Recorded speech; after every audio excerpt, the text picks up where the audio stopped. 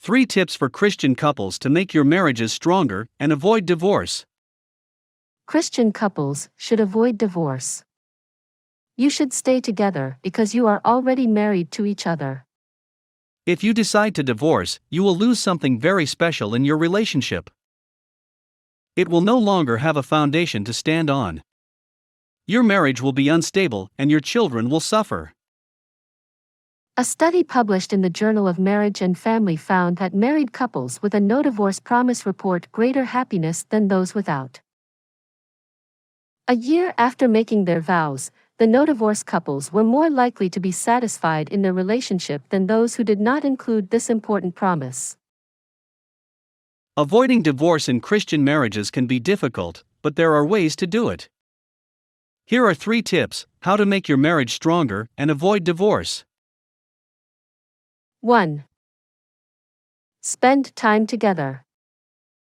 How to make a marriage stronger and avoid divorce is simple, but it's often neglected.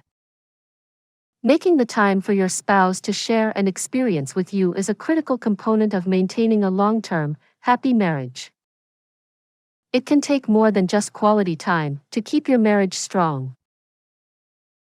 This can be done by attending church services, having a family meal, or taking family trips that are fun but also spiritual. Going to church together is a great way to spend your weekends together. When you go to church with your spouse, it's easy to find yourself at the moment together. You can talk about anything, and if you're feeling down, you can lean on each other for support. It's really important that you eat dinner together every night and pray together as a family before bed. This is the foundation of your relationship, and it keeps your marriage strong. Time together can be a complicated thing to manage, especially for couples who work and have children. For a marriage to succeed, it is important to spend as much time as possible with your children. How do you make sure you have the time you need to spend with your children? Don't forget to plan time together.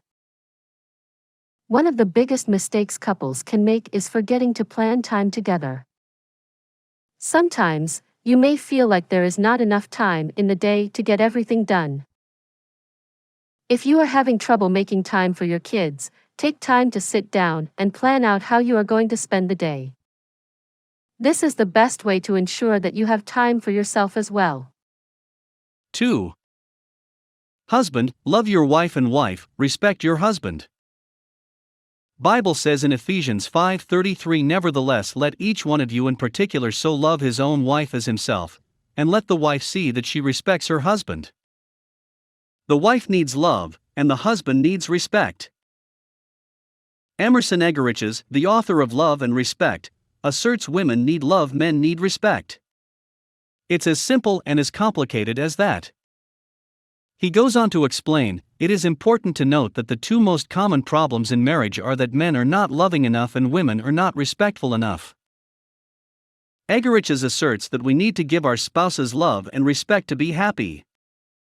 The Christian couple has the responsibility to love one another unconditionally, while also respecting each other's opinions. Christ instituted marriage as a way for believers to know their spouses intimately and be able to share the joys of marriage with them. Christian couples should have a strong love and respect for one another. This is a core value for a Christian couple to follow, as it allows each person to be on their best behavior and treat the other with dignity and respect. 3. Forgive each other. Ephesians 4:32 says, and be kind to one another, tender-hearted, forgiving one another, even as God in Christ forgave you. Forgiveness is critical to the long-term success of any relationship. Forgiving each other is an act of faith that requires people to give up their resentment. The one who forgives, in turn, experiences relief and may even feel stronger than before. Forgiveness also means avoiding divorce because it's hard for children to see both parents constantly fighting.